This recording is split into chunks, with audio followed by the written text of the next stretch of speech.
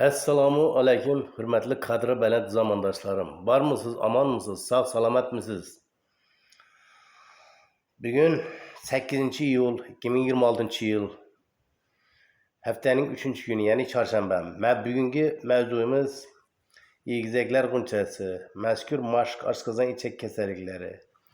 Agar hurmatli zamondoshlar, qadri baland zamondoshlarim, sizlarga shunday manfaatli videolar yoqqan bo'lsa, like va podpisatsiya tugmasini bosishni unutmanglar, aziz zamondoshlarim. Bugungi yayınımızda yana sizlar bilan Kozbay Rozmetov. Bugungi yayın mavzusi egizaklar g'unchasi, mazkur mashq oshqozon ichak kasalliklari, o't pufaygi va safarot chiqish yo'li muammolari, xolestistit, nikolokuzili va boshqalar, ruhiy asab kasalliklari, epilepsiya, markaziy asab tizimining turli xil gnezli zararlanishi, vestibulopatiya, uch shoxli asab nevralgiyasi, umurtqa pog'onasi, osteoxondrozining nevrologik ko'rinishi, o'pka kasalligi, bronxial astma va boshqalarda qo'llaniladi. Mavzuni boshladik. Marhamat, tinglanglar.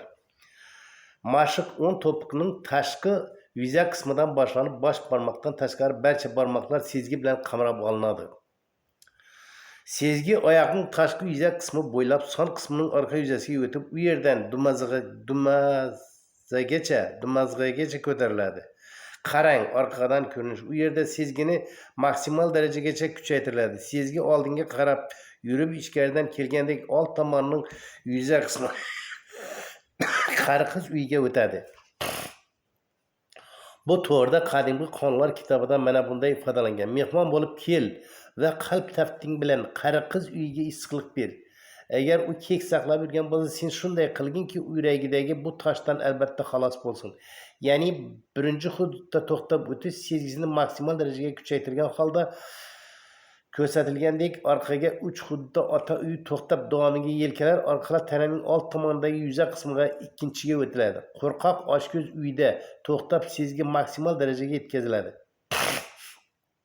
Kechirasizlar, xo'p. Endi sezgini pastga qarab siljitasiz. Go'yo ichki tomondan orqa tomonga dumazg'a sohasigacha yetib keladi. U yerda sezgi maksimal darajagacha kuchaytiriladi. Sezgi ichki tomondan to'g'ri oldinga kesib chiqadi-da, chap oyoqning tashqi yuzasiga o'tib pastga qarab siljiydi. Chap to'piqning ustki yuzasiga borib faqat bosh barmoqni qamrab oladi. Bu bir martalik siljish yo'nalishi hisoblanadi. Yana o'ng to'piqlarga o'tib bu yo'nalishda siljish harakatini yana takrorlaysiz. Har bir yo'nalishda sezgini 2 marta takrorlash siljitish mumkin. Bu mashqlarni o'zlashtirish mobaynida 10-15 ta mashg'ulot har bir sezgi bilan siljish harakati faqat bir martadan amalga oshiriladi. Aniq maqsadli ta'sir etish uchun yo'naltirilgan mashqlar, zarur eslatmalar. Quyida berilgan mashqlardan o'zingizda mavjud muammolar bo'yicha bitta yoki ikkita mashqni tanlab oling. Birinchi mashq. Ginekologik kasalliklarda ayol va erkaklarda jinsiy quvvatni kuchaytirish, me'yorga keltirish uchun kompleks mashqlar. Ushbu mashqlar tanosil a'zolari sohasidagi kasalliklar, peshob ajratish faoliyati buzilganda, sistit, sistologiya, jinsiy ojizlik, frigidlik, hayz ko'rish jarayonlarining buzilishi, ruhiy emotsional holatning izdan chiqishi, vegetativ qon tomirlar distansiyasi faoliyatining izdan chiqqanda va allergiyada qo'llaniladi. Diqqat bilan eshiting, aziz zamondoshlarim. Mashq erkaklarda jinsiy quvvat pasayganda, ayollarda ehtiros so'nganda bajariladi. Mashqni issiq sezgidan boshlaymiz. Issiqlik sezgisi siydik pufaygi birinchi sohasida jamlanib, uni nazorat qilish darajasida maksimal kuchaytiriladi. So'ng sezgini 5-10 marta ichkari va ortga siljitib, go'yo to'g'ridan to'g'ri ichkariga kirib borayotgandek harakatlanadi. Sezgi ichki sohaning taxminan o'rtasida 2-3 sekund to'xtab oladi. Davomiga issiqlik sezgi o'ng tovon 4-sohasida jamlanib, u nazorat darajasida maksimal holatga yetkaziladi. Keyin boldir qismining orqa yuzasi bo'ylab yuqoriga harakatlantiriladi. Tizza osti chuqurchasiga bir oz yetmasdan to'xtaydi. Sezgi o'ng oyoqning yon tomon yuzasiga o'tadi. Ikkinchi issiqlik sezgisini kuchaytirasiz. Ya'ni uni 2-3 sekund ushlab turib, so'ng chap oyoqda ham shu sohaga uchinchiga o'tadi. U yerda ham issiqlik sezgisi 2-3 sekund ushlanib pastga chap tomonga qarab siljiydi. Bu bir martalik siljish yo'lidir. Bu tarzda siljish harakati har bir sezgi bilan 5-10 marta amalga oshiriladi. Birinchi mashq. Jannat gulining nilufar g'unchasi. Navbatma-navbat rasmda ko'rsatilgan tarzda gulbarglarda sezgilarni hosil qilamiz. Eslatma, albatta issiqlik sezgidan boshlash kerak. Shu bilan birga unutmang, barcha sezgilar tashqi emas, ichki tomonda hosil bo'ladi. Alt qismdagilar ham birinchi, ikkinchi, uchinchi orqa qismdagilar ham 4, 5, 6. Jannat gulining nilufar g'unchasi har bir gulbarg bo'ylab 2 martadan takroran sezgilar harakatlantiramiz. Birinchi, 6 va keyingi mashqlarga o'tamiz. Beshik uzra qo'ng'iroqcha mashqi. Bel sohasida sezgi jamlanadi va uni nazorat darajasiga maksimal holatga yetkazib 8-10 sekund ushlab turgach, oldingi peshab xaltasi biz sohasigacha siljiting. U yerda ham nazorat darajasida maksimal holatni saqlagancha sezgini 8-10 sekund ushlab turing. So'ng bir oz chuqurroq kirib, bu yerda ichki sohaning taxminan o'rtasida sezgini u yonboshdan bu yonboshga toz son bo'g'imlari bo'ylab qatlamlarda xuddi harakatlantiriladi. Har qaysi tomonga harakat 15-20 marta takroran amalga oshirilib to'xtamasdan mashqqa o'tiladi. Birinchi A mashq. O'ng yoki chap tomondan toz son bo'g'im sohasining bir oz qismida sezgini nazorat darajasiga maksimal holatgacha kuchaytirib, bir paytning o'zida uni 8-10 sekund ushlab turing. Keyin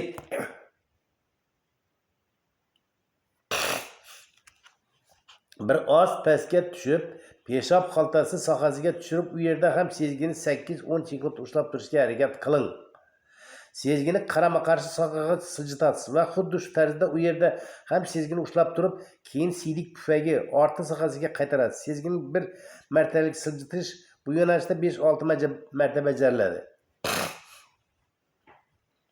Bu 3 ta mashqning barchasini avval bitta sezgida issiqlik va jimirlash sezgisida bajarish maqsadga muvofiq bo'ladi. Keyin ularni boshqa ketma-ketlikda issiqlik, jimirlash va sovuqlik sezgilarining har birini almashtirib ham bajarish mumkin. Ikkinchi mashq. Oshqozon osti bezi va qorataloq gulining barglari. Ushbu mashq oshqozon ichak faoliyati kasalliklariga, gastrit, oshqozon va 12 barmoqli ichaklar yarasi, ingichka va yo'g'a ichak faoliyati buzilganda ich qotish, ich ketish, jinsiy zaiflik va tanosil a'zolari bilan bog'liq boshqa kasalliklar, vegetativ diagnostik, buzilishda qon bosimi kasalliklari, periferik va markaziy asab tizimining buzilish holatlarida qo'llaniladi. Mashq o'ng to'piqning ichki tomonidan boshlanadi. Faqat bosh barmoqning o'zini qamrab olib, oyoqning ichki yuzasi bo'ylab peshab xaltasi sohasigacha ko'tariladi. Davomiga sezgi bir oz yonbosh tomonga siljib, kendik osti sohasiga o'tadi. Bu yerda sezgini nazorat darajasida maksimal kuchaytirib, bir oz 2-3 sekund to'xtatib olinadi.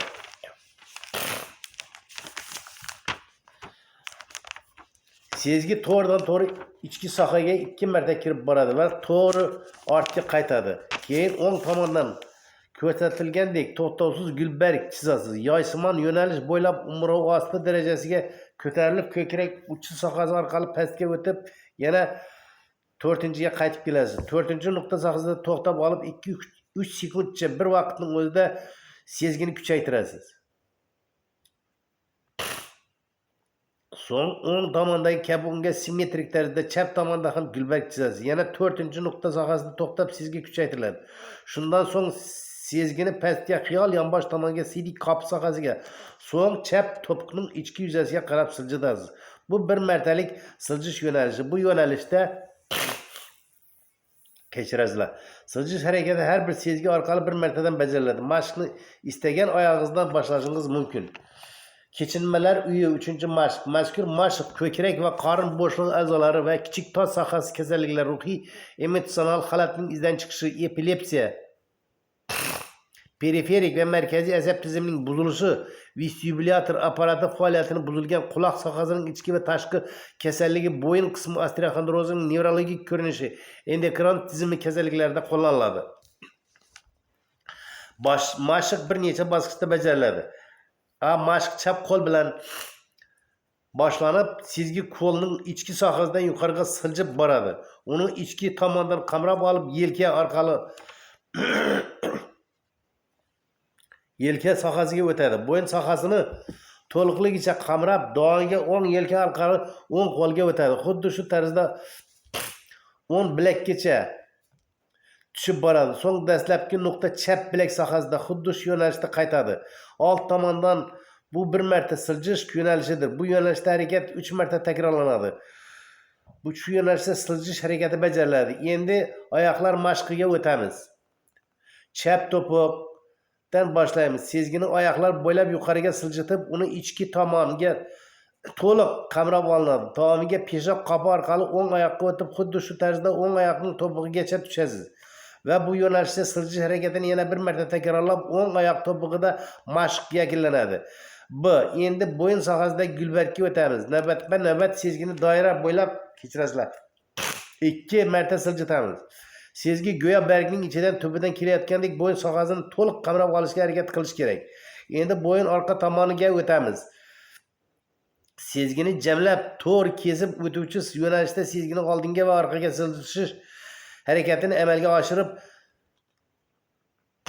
nuqtadagi sohaga qaytamiz. So'ngra sezgi pastdagi dumazg'a qismiga tushadi. U yerda biroz to'xtab 2-3 sekund 8 nuqta sohasiga kelamiz. Bu yerda sezgini nazorat darajasini maksimal kuchaytirib, bir vaqtning o'zida to'xtab olamiz. So'ng 7-nuqta sohasiga ko'tarilamiz. Bir oz to'xtab olib, 4 sekund bir vaqtning o'zida sezgini nazorat darajasini maksimal kuchaytirib, 9-sohasiga siljishgancha yana 7-nuqta sohasiga ko'tarilamiz. Mana shu yo'nalishda siljish harakatini yana bir marta takrorlab, mashq bosqichini dumazg'a sohasida yakunlaymiz.